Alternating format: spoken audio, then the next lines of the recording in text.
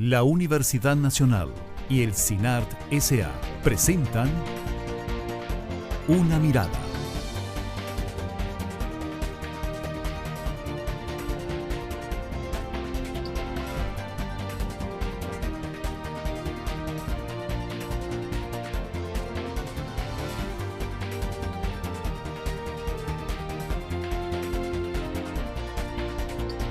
Una Mirada.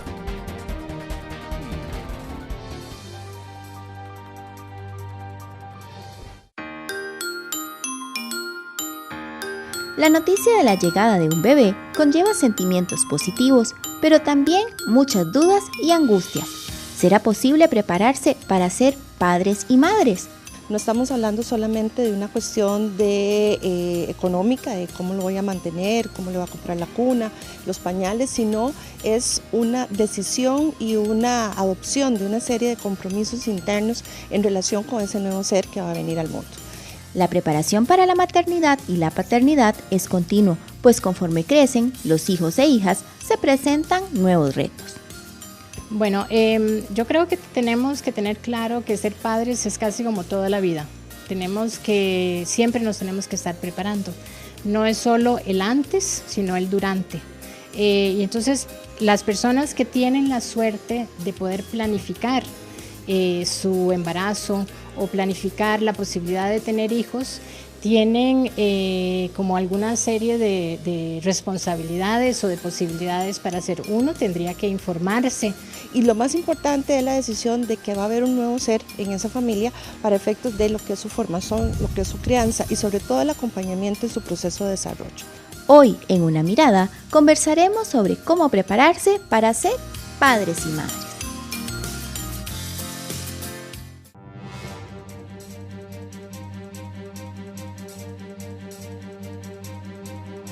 Hola, ¿qué tal? Bienvenidos a una edición más de Una Mirada, el programa de la Universidad Nacional y del CINART S.A. Mi nombre es Maribel Quiroz Jara y en esta oportunidad vamos a dar respuesta a una de las preguntas que buena parte de las personas adultas que tenemos hijos e hijas nos hacemos. ¿Cómo prepararnos para ser mejores padres y madres? Yo no sé ustedes, pero yo me hice esa pregunta 1001 vez cuando crié a mis 3 hijos que tienen 21 y 23 y 24 años. Y siempre recordaba que mi abuelita decía que todos los niños y las niñas vienen con un bollo de pan debajo del brazo, pero ahora la gente dice que ojalá vinieran con un manual de cómo educarlos y criarlos para ser personas felices y exitosas en la vida.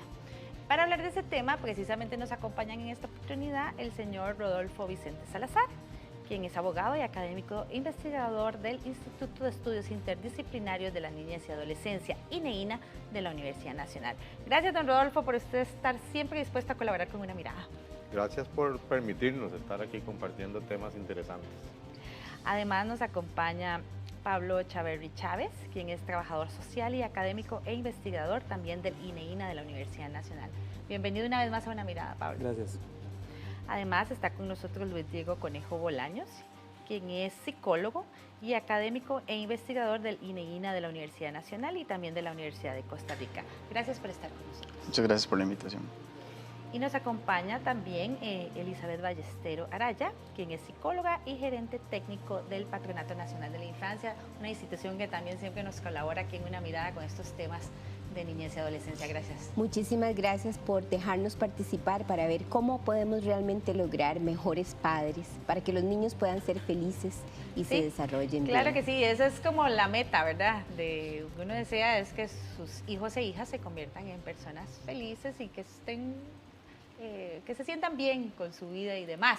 Sin embargo, siempre le ataca a uno esas preguntas a lo largo de la crianza de los hijos y yo digo que no se acaba nunca, ¿verdad? De qué tal lo estoy haciendo, lo estaré haciendo bien, cómo me preparo para ser mejor padre y madre. ¿Es posible prepararse para uno ser protagonista de una adecuada crianza de los hijos y de las hijas? Sí, a mí me parece muy interesante primero este panel tan interdisciplinario, porque todos tenemos visiones diferentes de temas diferentes. Yo creo que una de las virtudes de este programa sería, por lo menos al final, sacar el mito de que para ser padres nadie nos enseña nada. Eso no es cierto. O sea, desde que existe la legislación, y no lo hemos tomado muy en cuenta, pero creo que para ser padre uno puede estudiar. O sea, hay suficiente literatura, hay suficientes guías de crecimiento de niños. Lo que pasa es que no lo hacemos, estudiamos cualquier cosa menos ser padre porque nos quedamos con la visión del siglo XVIII, siglo XVII y principios del XIX, que uno va aprendiendo con base a la experiencia de los hijos, y ahí es donde uno ve también que el hijo mayor uno lo hace un pequeño adulto, el hijo del medio hay un poquito más de libertades y el hijo menor puede hacer lo que le dé la gana. O sea, realmente vemos que hay una sensación ahí como curiosa, y yo creo que lo primero que tenemos que plantearnos es buscamos literatura para ver qué hacemos con nuestros hijos, esa es la primera.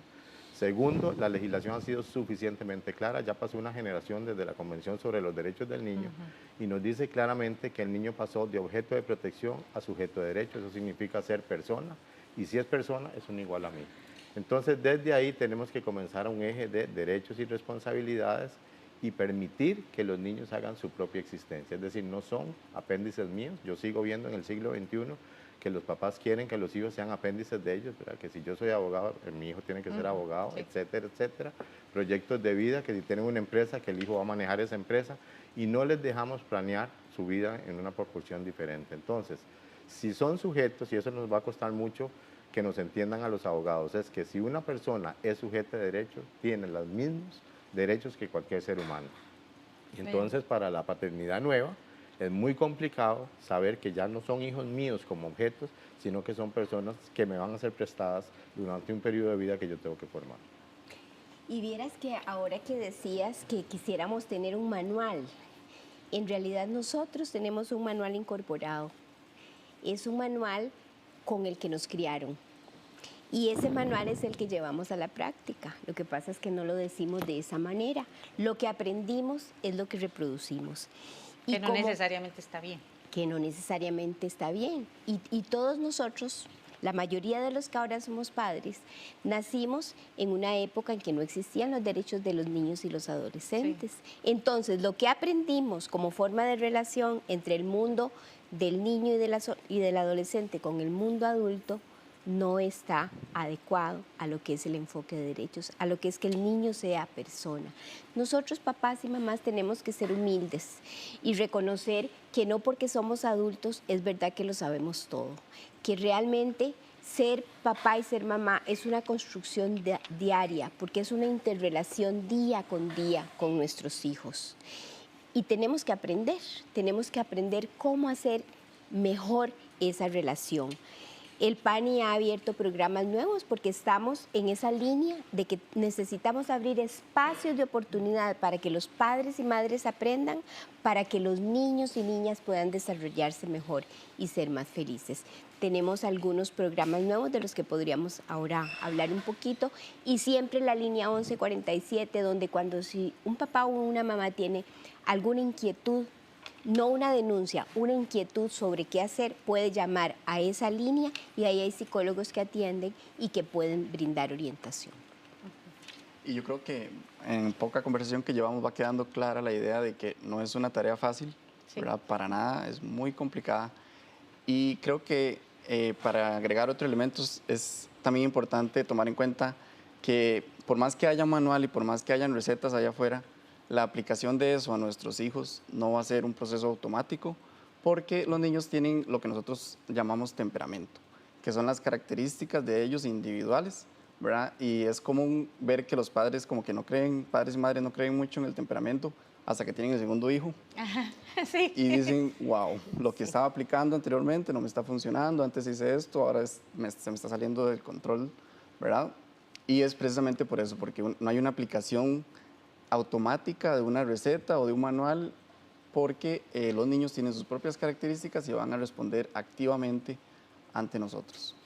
Otro elemento muy importante me parece a mí que es el proceso de la toma de decisión de cómo una persona decide o no llegar a ser papá o mamá, porque muchas veces podría decirse que esto ocurre de hecho de forma accidental, también puede ocurrir simplemente como un instinto de reproducción, digamos, o como una forma de reproducir un rol de lo que se espera de mí como persona adulta. Pero a mí me gustaría insistir que un primer paso de preparación, que significa prepararse con anticipación para algo, tiene que ver con cómo se toma la decisión de llegar a ser papá o mamá. Y ciertamente muchas veces nos damos cuenta de que llegamos a eso y no es un proceso consciente. O muchos papás dicen cuando ya están en la situación, ¿verdad?, de ejercer, bueno, ¿y ahora qué hago?, ¿verdad? Entonces, yo creo que algo importante de este programa, de esta iniciativa, es que precisamente puede servir para dejar la idea de la importancia de prepararse con anticipación. Así como una persona, por ejemplo, la preparan en el colegio, digamos, para saber cuál es su vocación, para saber si quiere estudiar, no sé, ingeniería o medicina o educación o lo que sea, también debería trabajarse desde el punto de vista inclusive vocacional el tema de si quiero o no ser papá o mamá, si comprendo o no las implicaciones y luego, como decía Rodolfo, empezarlo a asumir como cualquier decisión importante, como cualquier proyecto donde yo necesito prepararme. Y me gustaría destacar que en este sentido, ciertamente el problema hoy ya no es cómo acceder a la información, sino más bien el exceso o la muchísima información que hay. En una búsqueda rápida, si usted pone cómo ser un buen papá, te salen en Google en menos de un segundo 22.600.000 registros, ¿verdad? Pero ¿cuántos de esos registros están basados en evidencia? ¿Cuántos de esos registros están basados en ciencia? Y tengo que dar la noticia y la advertencia de que ciertamente hay mucha pseudociencia, de que ciertamente hay muchos modelos que no están basados en evidencia, que están basados en ocurrencias de personas que podríamos decir a veces con intenciones buenas, a veces tal vez más de hacer negocios, venden pomadas canarias de planes mágicos, de 1, 2, 3 queso, ¿verdad? De cómo puedes llegar a ser buen papá, pero muchas veces sin un verdadero sustento empírico. Entonces me gustaría insistir en que cuando uno se va a informar, ¿verdad?, cuando hace algo tan importante como informarse, debe buscar, sobre todo en este tiempo, la calidad de la información, ¿verdad? Si está bien fundamentada, si está basada en evidencia o no, si ha sido evaluada, si ha sido sometido a prueba, etc. Y precisamente en ayudar en esa búsqueda de información adecuada es por eso que estamos realizando este programa. Vamos a ir a una pausa, quédese con una mirada que ya volvemos con este interesante tema.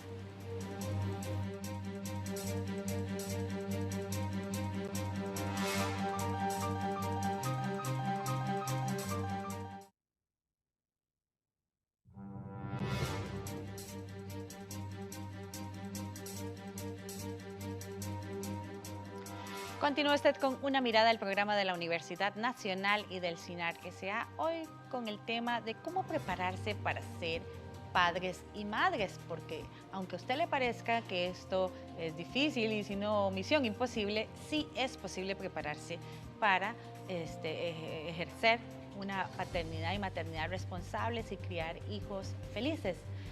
Para hablar de este tema tenemos un panel de expertos y hay muchos consejos que les podríamos dar a ustedes sobre cómo hacerlo bien con los hijos y las hijas. Sin embargo, pues hemos tenido que seleccionar algunos temas y es los que vamos a abordar en este bloque. Quería retomar un tema que se nos quedó del segmento anterior, que tiene que ver con esa decisión de ser padres o madres.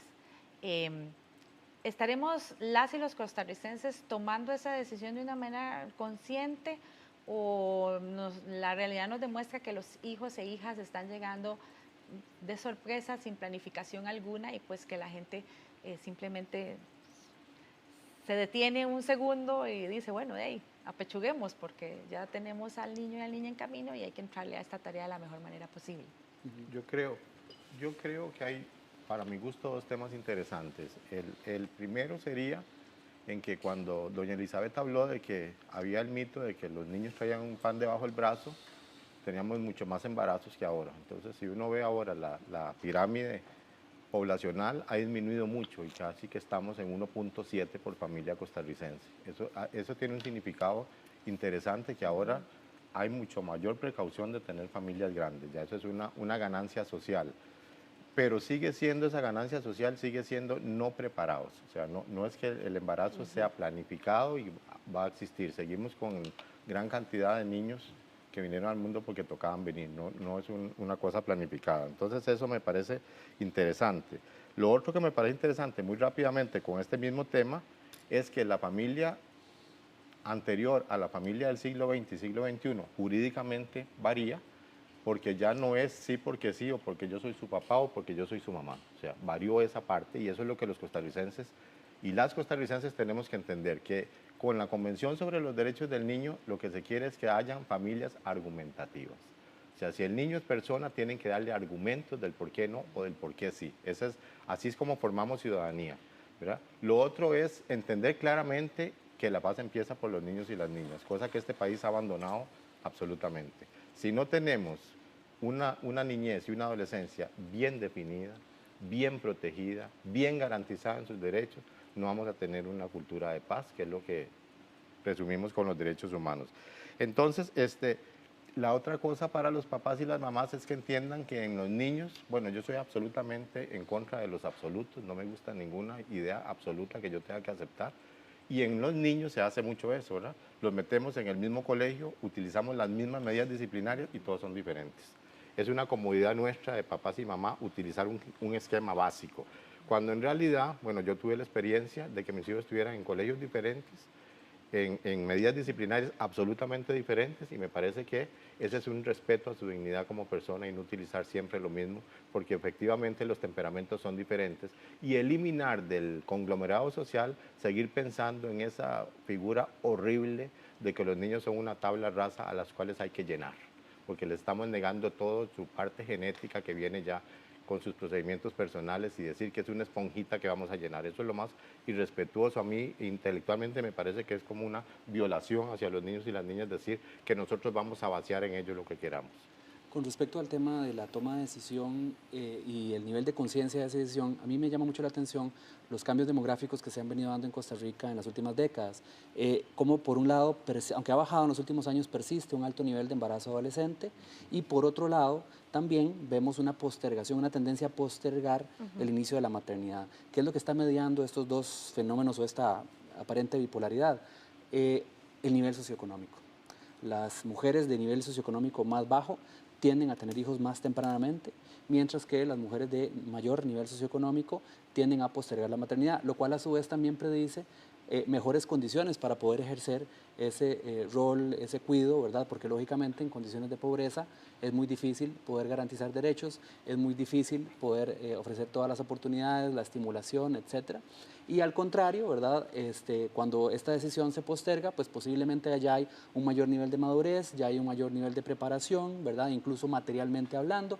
Entonces creo que hay un elemento clave acá que tiene que ver no solamente con la preparación individual que una persona lleva a cabo para tomar esta decisión, sino también de cómo las políticas públicas del Estado pueden contribuir a empezar, digámoslo así, a regular más este fenómeno. ¿Cómo? Básicamente mejorando integralmente las condiciones socioeconómicas de los sectores más pauperizados, de los sectores más vulnerabilizados, porque esto es lo que podría precisamente llevar a empezar a modificar este patrón de, diríamos, ejercicio temprano o sin preparación de la maternidad. Y hablando de embarazos en niñas adolescentes, creo que es muy importante recordar aquí que ya nuestro país dijo vamos a proteger a los adolescentes, y la ley de las relaciones impropias prohíbe las relaciones después de cierta diferencia de edad. Porque ¿qué es lo que sabemos? Los embarazos adolescentes, en el 90%, un poco más del 90%, los padres de esos niños son adultos que les doblan y les triplican la edad a las adolescentes. Eso nos dice que el problema no es un problema del adolescente. Estamos aquí enfrentando un problema de los adultos que utilizan a las niñas como una fuente, como un objeto de placer. Y eso es parte de esa cultura que tenemos, de esa historia que tenemos, de que no vemos a las personas menores de edad como sujetos de derechos, sino como que yo puedo hacer lo que quiera. También quería aclarar que de los embarazos adolescentes, que son cerca de 13.500 de ellos, dicen las estadísticas, son de menores de 15 años. Esto no puede ser, esto es un delito, y el delito lo cometen los adultos, no las personas menores de edad. Usted hace un énfasis sobre el tema de que hay que tener una meta en el tema de formarse para ser padres. Claro, vamos a ver, todos queremos, o la mayoría de los papás, solo aquellos que tienen algún problema ya de otra índole, quieren que sus hijos sean felices. Esa es la meta. Quieren educarlos bien, quieren que sean personas que se realizan. Lo que pasa es que no siempre sabemos cómo hacerlo. los métodos son los equivocados. O queremos que ellos hagan lo que a nosotros nos hubiera gustado que hicieran. Claro, a veces proyectamos en nuestros hijos las necesidades que nosotros no pudimos llenar y ahí es donde Rodolfo decía, o sea, queremos que siga siendo el que maneja la empresa. No. Cada niño viene ya con sus gustos, así como nacemos unos, vamos a ser pequeños y blancos, otros van a ser altos, morenos, altos. Así también hay gustos, que me guste lo salado, que me guste lo dulce. También hay algunas otras cosas que ya vienen, el niño ya lo trae y nosotros de alguna manera dentro del contexto lo podemos resaltar, ¿verdad? Entonces, ¿qué es lo que nosotros tenemos que hacer? Buscar cómo nuestros hijos pueden ser felices, cómo, realizándose como personas, pero siendo felices, no con imposiciones, no con que venga a lograr lo que yo no logré. Y eso de la meta es muy importante porque es todavía común escuchar algunas parejas que dicen nuestro matrimonio no está bien, no sentimos lo mismo, tengamos un hijo para solucionarlo. Sí. No, eso es una muy mala idea porque en psicología nosotros a esto le conocemos como la acumulación de estrés, ¿verdad? Cuando hay varios eventos que se van repitiendo y tenemos problemas en la pareja, tenemos problemas económicos y además agregamos la responsabilidad de criar a otro hijo que además viene con una meta equivocada, porque la meta es salvar el matrimonio, eso es una responsabilidad de los adultos y tenemos que llegar a un lugar más seguro, de mayor comodidad, ¿verdad? En todos los sentidos, acumular recursos para poder afrontar esa responsabilidad. Un encargo prácticamente imposible, eso es como que el niño viene a ser el nudo que va a mantener a esa pareja, que de por sí al final de los tiempos, porque ya se sabe que no funciona, también va a seguir teniendo problemas y se le deposita a ese niño esa responsabilidad tremenda que no es de él, de mantener a papá y a mamá unidos. Y ahí es donde se incluyen ellos en un tipo de guerra entre papá y mamá y se utiliza al niño para hacerle daño al otro y eso es bastante lamentable por las cosas. Una Mirada conversó con Denis Cabezas, quien es padre de familia y quien compartió con nosotros algunas recomendaciones para que los papás y las mamás pongan mucha atención a sus palabras y a sus actos, pues niños y niñas toman nota de todo lo que ocurre a su alrededor cada día. Yo soy padre de familia, tengo 3 hijos, tres hijos ya grandes, ¿verdad? Creo que el trabajo ha sido bueno, pero cuando entré a laborar en ese espacio, cero experiencia, ¿verdad? Cero experiencia y lo que hace uno es empezar a cultivar, digamos, una experiencia ajena, que es la que uno recibió con sus padres. Entonces, si esto es así, que ese es el punto de partida de un papá, de una mamá, cómo fue mi papá, cómo fue mi mamá, fue responsable, no fue responsable, fue un irresponsable, veló por mí, veló porque yo estudiara, veló porque mi salud, veló por mi recreación, ¿verdad? En fin, muchas cosas. Yo no les puedo hablar de respeto a los demás si yo irrespeto, por ejemplo, a mi pareja. Y los irrespeto a ellos fundamentalmente, ¿verdad? Yo no les puedo hablar de construir una mejor sociedad si no les doy lo que ellos necesitan para estudiar. ¿Y qué es lo que ellos necesitan para estudiar? Bueno, no es solo el elemento material, no es solo el cuadernito, no es solo el lápiz, es el tiempo de uno para acompañarlos también en ese proceso. Es el que ellos vean a su papá ir a la escuela, preocuparse por ellos, estar ahí con ellos, entonces yo creo que en ese campo, ¿verdad? En ese campo, esta sociedad yo creo que sí está debiendo mucho.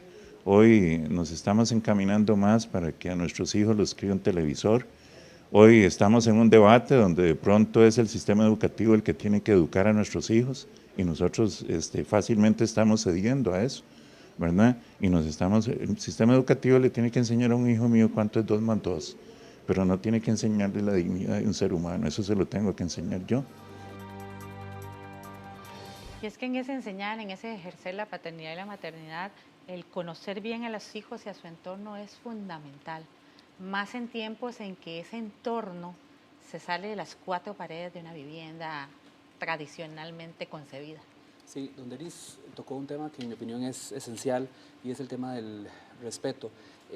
nuestra generación y en la actualidad se ha vivido un cambio que podría decirse es revolucionario en términos culturales, que es el reconocimiento apenas en el año 89 de derechos fundamentales para las personas menores de edad cuando se reconoce, ¿verdad?, a través de la Convención. Y a partir de ese momento empieza la queja del mundo adulto acerca de, bueno, pero es que me hablan de los derechos y no de las responsabilidades. Y yo lo que quisiera decir allí es que me parece que ha habido una mala comprensión de lo que significa un derecho, porque, por ejemplo, el derecho a la educación implica la responsabilidad de estudiar. Entonces, entre más derecho tengas a la educación, más tenés que esforzarte. El derecho a la salud implica la responsabilidad de cuidar esa salud. Y así todos los derechos individuales y colectivos. Me parece que esto también es consustancial a la necesidad de construir sociedades democráticas desde su base, desde la base familiar, y que tiene que ver con el reconocimiento del otro como sujeto de derecho. Esto es un cambio esencial, porque si nos vamos a los orígenes del derecho de familia, de lo que se hablaba era del pater familias y de la patria potestas, ¿verdad?, que son instituciones donde el padre literalmente es propietario de sus hijos. Y de ahí todavía las quejas que dicen, a mí nadie tiene por qué venir a decirme cómo criar a mis hijos, a mí nadie tiene que venir a decirme si les puedo o no pegar, el Estado no tiene por qué venir, la ley no tiene por qué venir, y el punto es que sí, porque desde el momento en que se reconoce que hay un interés colectivo esencial en esto, entonces estamos obligados todos a cambiar nuestra visión. Y en ese sentido la importancia de las instituciones y particularmente de las instituciones académicas de contribuir a formar en este nuevo paradigma, en esta nueva visión, que en realidad ya no es tan nuevo, ya va para 30 años. Sin embargo, todavía sentimos que sigue o hace falta muchísimo avanzar en este reconocimiento pleno para lograr relaciones más dialógicas, relaciones más respetuosas, relaciones más horizontales entre el mundo adulto y el mundo infantil y adolescente. Pablo, y vieras que cuando hablas de que es importante conocer los derechos, los niños conocen ya sus derechos. Los niños en las escuelas, en los colegios, en todos los lugares se les habla de derechos. Entonces, claro, ellos, como parte de su crecimiento, le dicen a papá o a mamá, yo tengo derecho de tal cosa. Y el papá, como no ha estudiado sobre derechos, como no ha leído, como no se ha preocupado por saber qué es, y como cada derecho también, igual que en los adultos, tiene aparejadas responsabilidades, se queda impávido y no sabe qué hacer. Entonces, hay que aprender no solo de desarrollo del niño, no solo de sus etapas, no solo de sus temperamentos, de lo que nos dice la neurociencia, lo que nos dice la psicología, sino que también hay que aprender sobre los derechos y cómo yo, que no fui criada en derechos, debo hacer que mis niños puedan crecer en un ambiente con derechos y ser personas en una sociedad integradas, personas que pueden relacionarse de una manera adecuada con sus iguales y con el mundo también adulto y el mundo adulto a su vez con el de los niños. Yo creo que es muy importante conocer los derechos, conocer manuales, conocer legislación, pero más importante aún es conocer a nuestros hijos y nuestras hijas, porque precisamente si nos ocupamos demasiado en prepararnos mucho y nos olvidamos de lo más importante, que es ese ser que nosotros tenemos, luego cuando a mí alguien me decía, cuando usted es padre o madre, los días pasan súper lento, pero los años pasan rapidísimo y eso es muy cierto. Y cuando uno se da cuenta, ya son grandes, ya se fueron y uno tiene ese remordimiento, debe haber hecho aquello, debe haber hecho esto. Y si usted no conoce bien a sus hijos e hijas, alguien más lo va a hacer. Y no siempre es la persona más indicada y no siempre va a tener el mejor resultado. Entonces, yo creo que es importante eso, ¿verdad? Establecer una relación bastante estrecha con ellos. Con usted coincide Virginia Murillo, de Defensa de los Niños Internacional, quien indicó que padres y madres deben hacer un esfuerzo por conocer a sus hijos, por conocer su entorno, por informarse, sensibilizarse y capacitarse en los diversos temas, incluso según las diferentes etapas en que hijos y hijas van pasando. Ella nos brindó 3 importantes consejos sobre este tema. Pero por otro lado, digamos, cuando ya somos padres, a nosotros desde DNI nos preocupan algunas cosas. Uno es que uno tiene que estar siempre preparándose, ¿verdad? Que ser padre no significa ahora voy a ver qué hacer. Entonces uno siempre tiene que estar buscando información y buscando apoyos y estar hablando y sobre todo hay varias cosas que para ser padres, porque como digo, padres es algo y madres es algo permanente, tenemos que ser conscientes cuándo vamos a pensar tener hijos, pero cuando los tenemos, que tenemos, por ejemplo, que sacar tiempo para los hijos, pero un tiempo en donde no sea deprisa, ¿verdad? El otro elemento que nos parece cuando uno piensa en tener niños es también que hay situaciones en las cuales podemos sacarnos y estresarnos, digamos, que no sabemos manejarlas, ¿verdad? Entonces tenemos que aprender a controlarnos y aprender quizás buscando cada quien de mejor manera, pensar, tomar un tiempo, unos minutos, contar, para no reaccionar, porque el momento que nos estresamos es en el momento en que comenzamos a golpear, comenzamos a insultar, comenzamos a agredir, ¿verdad? Comenzamos a enojarnos con el niño, con la niña, con el adolescente, y entonces es mejor pensar primero antes de actuar de esa manera. Y se nos olvida decirles que estamos orgullosos, se nos olvida decirles que bien que lo están haciendo. Esos espacios, digamos, de apoyo emocional para los niños son fundamentales en el bienestar del niño, de la niña o del adolescente. Y el otro elemento es no, si bien en etapas en la vida de desarrollo de los niños, quizás en la etapa adolescente o preadolescente es un poco más difícil, donde nos confrontan con nosotros mismos, en donde el diálogo se puede poner más tenso, pero nunca tenemos que dejar no de preguntar, digamos, no podemos dejar de preguntar ni de interesarnos ni de preocuparnos por lo que están haciendo, con quién se están relacionando, sobre qué están haciendo, sin eso significar que estamos invadiendo su vida, ¿verdad? Entonces tenemos que ser muy asertivos, muy inteligentes del cómo lo decimos y cómo lo hacemos, porque lo peor que puede pasar es que el niño, la niña o el adolescente se distancie de nosotros. En el momento en que se distancia de nosotros, comenzamos a perder nuestra posibilidad de acompañar, de posibilidad de ejercer nuestro rol en la crianza de los niños. En resumen, la calidad del tiempo y la calidad de la relación que uno establece con niños y niñas es fundamental para conocerlos y ofrecerles la mejor crianza posible. Yo sí creo que cuando hablamos de responsabilidad parental, tenemos que ver un enfoque de todas las cosas al mismo tiempo, ¿verdad? Me parece que lo primero es una relación afectiva con sus hijos e hijas. Sí. Eso no limita el tema del derecho. El tema del derecho es muy interesante porque nos da líneas a seguir, ¿verdad? Y los niños no tuvieron derechos 2000 años y ahora estamos hablando de este tema 25 años después, o sea que algunas cositas hemos logrado, pero no es un tema de ley. O sea, si todo se arreglara por ley sería una belleza de país, pero ningún país va a lograr arreglar todo por medio de la ley. Entonces, el tema que yo digo es la responsabilidad parental, es de dedicar tiempo de calidad, pero de verdad tiempo de calidad, de poder hablar de diferentes aspectos, de tener un contacto con los hijos más o menos agradable. Pero ¿qué pasa? Que otro mito social es que dedicamos mucho tiempo a la primera infancia, todavía toda la etapa escolar, y abandonamos al adolescente porque caímos en el mito de los virus, de que los adolescentes son un problema, de que no se puede hacer nada, que quieren estar solos, que no se puede uno meter con ellos, y es cuando más afecto necesitan, porque están haciendo un cambio revolucionario para llegar a ser adulto. Entonces, es meterse con un tema que no los mortifique. Yo digo, y ese es un criterio mío muy personal, cuando uno está con los hijos y está estresado, cuando terminan las palabras empieza la violencia. Cuando uno no tiene capacidad de conversar, ahí inicia la violencia, en cualquier tipo de relación. Entonces es como poder yo saber que si voy a hablar con mis hijos, no importa las edades que tengan, tengo que tener la tolerancia como adulto responsable de no caer en el anzuelo para terminar con violencia.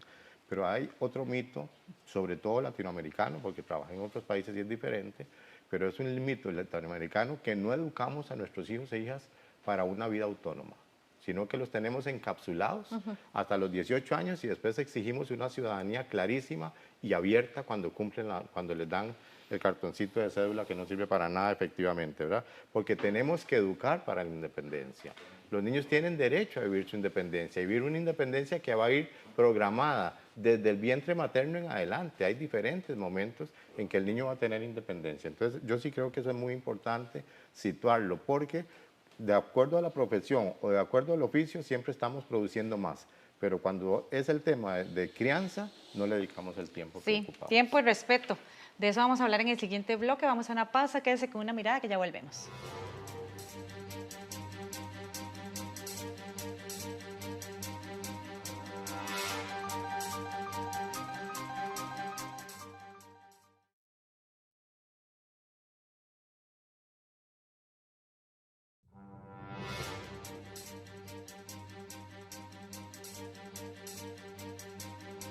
Regresa usted a Una Mirada, el programa de la Universidad Nacional y del SINAC S.A., hoy con el tema de cómo ser mejores padres y madres. Del bloque anterior rescatamos una palabra clave que usted mencionó, Rodolfo, el tema del respeto, de una convivencia respetuosa en la que sobre todo debemos evitar que prive la violencia de cualquier tipo. A mí me gustaría también agregar el concepto del amor, de la afectividad y del querer a los hijos, sí, porque a veces tenemos una visión, diría yo, un poco alienada de este concepto, de que es algo así como el amor romántico, el amor perfecto, el amor idílico, donde entonces hay que decirle a los hijos que sí a todo, donde hay que complacerlos en todo, y entonces cuando nos damos cuenta estamos formando pequeños dictadores.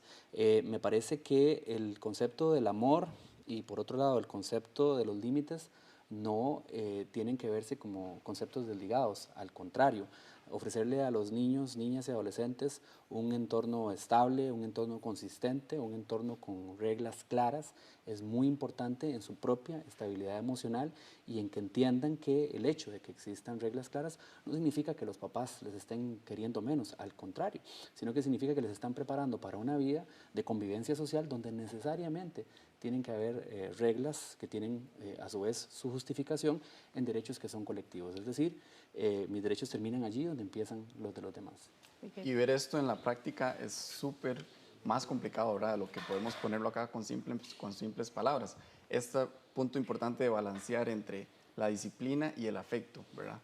Pero si lo vemos ahí afuera, cuando estamos interactuando con nuestros hijos, es muy sencillo. Si yo lo estoy reprendiendo, lo regaño y él empieza a llorar, eso no quiere decir que yo no le puedo dar un beso, que no lo puedo acariciar, que no puedo decirle, yo entiendo que estás frustrado, entiendo que si te sientes mal, yo te amo, pero eso que hiciste está mal, y ser firmes y poder mezclar esas dos cosas, firmeza, disciplina y amor. Sí, el tema del respeto y el amor siempre nos lleva a la disciplina de alguna manera. A veces la disciplina se ha creído como el castigo y eso está totalmente errado. Pero también cuando hablamos de respeto, los adultos tendemos a pensar que los niños deben respetarnos a nosotros, pero no nosotros a los niños. Y ahí es donde se interrelaciona el asunto de la disciplina. ¿Cómo disciplinar a un niño? Antes nos decían que llegábamos a ser los mejores padres del mundo si conseguíamos que nuestros niños fueran obedientes. Pues la noticia es que eso no es cierto. No son niños obedientes lo que ocupamos. Ocupamos niños que aunque no estén papá y mamá, puedan saberse controlar, puedan sentirse seguros con autoestima, puedan ser responsables, puedan ellos mismos ejercer su autodisciplina y su autocontrol y puedan tomar decisiones acertadas. ¿Cómo hacemos esto? Precisamente con el amor. Muchas veces nos dicen en los foros, yo soy una buena persona porque a mí me dieron palo. No. En realidad, cuando empezamos a hablar con esa persona y le preguntamos cómo era el resto de la relación, había muchos momentos de relación de afecto. Nosotros queremos sentirnos felices, sentirnos bien y respondemos al afecto, no al castigo. Y ahí es donde tenemos que modelar esas diferencias. Si yo, para que un niño aprenda a autocontrolarse, le pego un grito, lo que le estoy enseñando en ese momento es a gritar. Pero si yo me le acerco, lo abrazo, y como dijo Diego, y le explico, mira, yo te quiero mucho, pero esto que estás haciendo no está bien y por eso tenés que dejar de hacerlo, el niño lo va a asumir de una manera diferente. Ahí está ligado ese afecto, ese amor, a una conducta que no es violenta y entonces el niño no aprende a ser violento, sino que lo que aprende es que en los momentos en que se siente frustrado, debe respirar y debe pensar que es lo mejor para él. Sobre ese tema, Una Mirada conversó con Katia Rodríguez, directora de Niñez y Adolescencia de la Defensoría de los Habitantes, quien señala que padres y madres deben prepararse más allá de lo económico, que es a veces lo que priva principalmente, sino que tienen que pensar en un modelo de crianza en que prive el respeto hacia el menor y que se elimine por completo la violencia. No estamos hablando solamente de una cuestión de económica, de cómo lo voy a mantener, cómo le voy a comprar la cuna, los pañales, sino es una decisión y una adopción de una serie de compromisos internos en relación con ese nuevo ser que va a venir al mundo. Y lo más importante es la decisión de que va a haber un nuevo ser en esa familia para efectos de lo que es su formación, lo que es su crianza y sobre todo el acompañamiento en su proceso de desarrollo. Que los padres y las madres y aquellas personas que de una forma u otra asumen la crianza de las personas menores de edad, asuman la obligación de la responsabilidad parental ya no desde una posición vertical, yo soy el que mando y esa persona que viene va a hacer todo lo que yo quiera, sino que tiene que hacerlo desde la perspectiva de que son personas con derechos. Muchas personas piensan que el enfoque de derechos en la niñez y la adolescencia significa renunciar a la autoridad parental y todo lo contrario, hay una gran responsabilidad en el sentido de que esa persona tiene que asumir la crianza, la guía, la educación de esos niños, pero tiene que hacerlo de una manera respetando también los derechos de la persona menor de edad. En este sentido, por ejemplo, en Costa Rica todavía estamos muy arraigados con la idea de el castigo físico como una forma de educación y eso es uno de los aspectos culturales que tenemos que erradicar.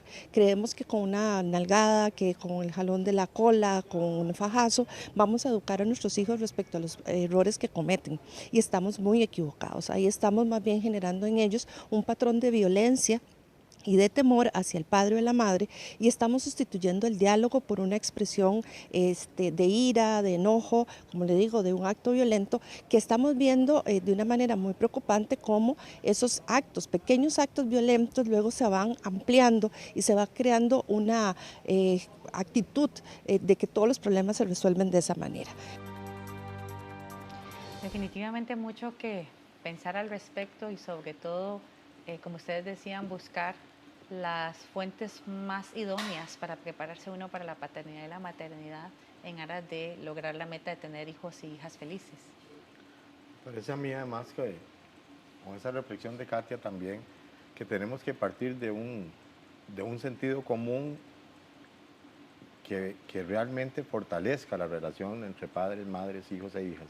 ¿Y cuál es ese criterio que a mí me da la ley, que es la dignidad?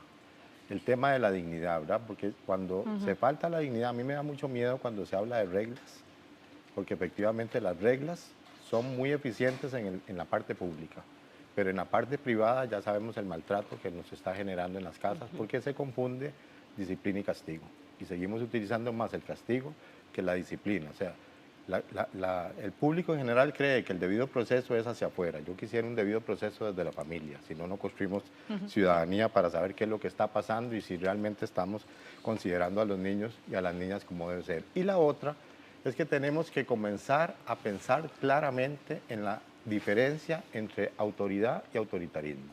Venimos de una formación autoritaria, pero no estamos negando que debe haber autoridad, porque yo no puedo desprenderme de las responsabilidades que como padre tengo de formar y direccionar procesos en mis hijos, pero dentro del criterio de la dignidad. Y tenemos que también comenzar a observar más seriamente qué significa libertad y libertinaje. Porque entonces esos criterios jurídicos que son los que dan paz social en los países, si no los entendemos claramente y no los ubicamos dentro de la reflexión que significa educar a los hijos y a las hijas, y nos quedamos otra vez antes de la convención en actuar por ocurrencia o por lo que nos hicieron nuestros padres y no utilizar la evidencia para crecer más en este tema, bueno, llevamos 25 años, yo espero que en 25 años más este programa sea muy diferente, pero tenemos que comenzar a picar en la gente que entienda que hay que seguir adelante con una ciudadanía infantil y adolescente que antes no existía. Y esa ciudadanía hay que construirla y nos toca a nosotros sembrar la semilla para que otros sigan adelante con ese criterio. Con respecto al elemento que señalaba Rodolfo de la evidencia, me parece muy importante señalar algún elemento de la investigación reciente. Y uno de ellos que me llamó particularmente la atención es el elemento de la ternura.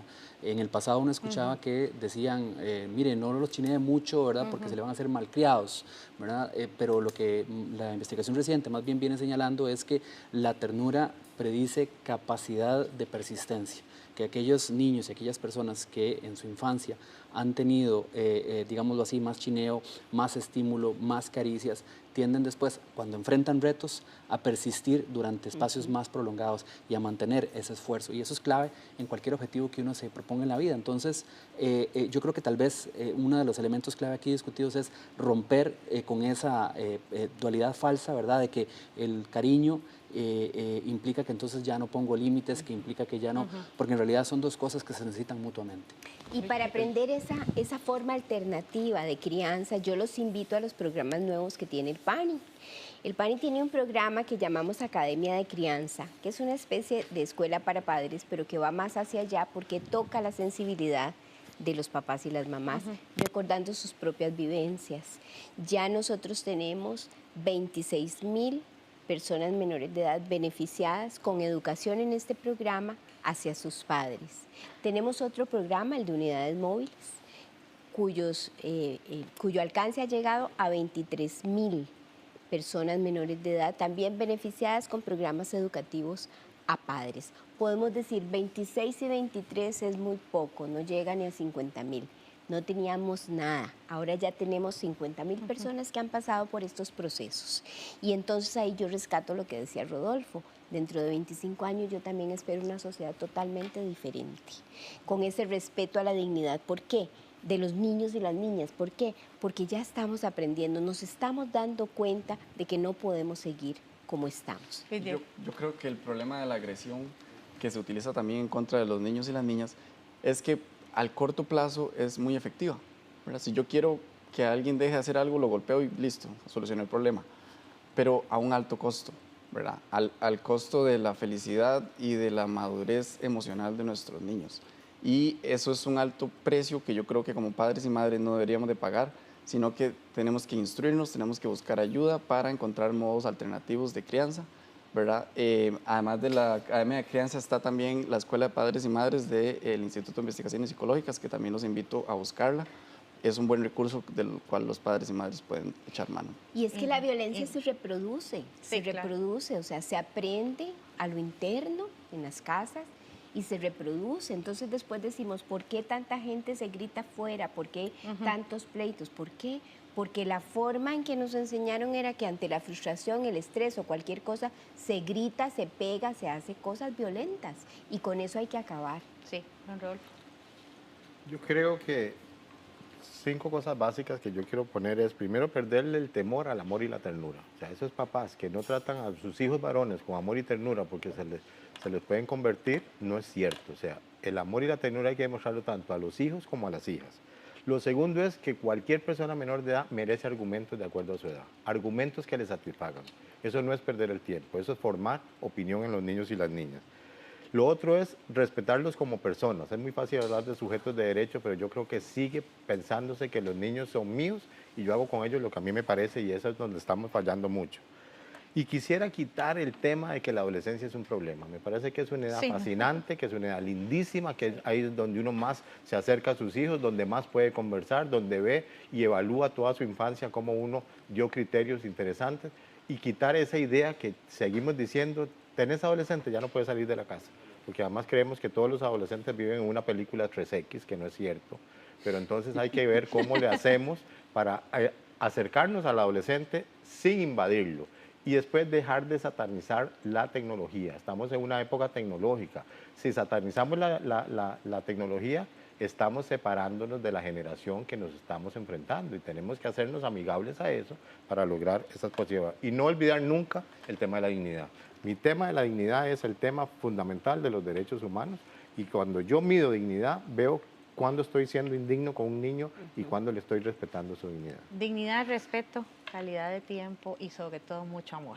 Con esas palabras quiero cerrar este panel. Les agradezco muchísimo sus aportes. Creo que serán de gran ayuda para padres y madres que nos hayan acompañado con su audiencia y también para aquellas personas que estén pensando en algún día pues tener hijos e hijas y por supuesto que la meta de todos y todas es que sean felices.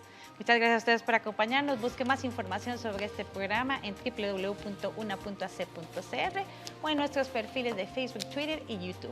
Muchas gracias. Les esperamos la próxima semana con más aquí en Una Mirada. Hasta pronto.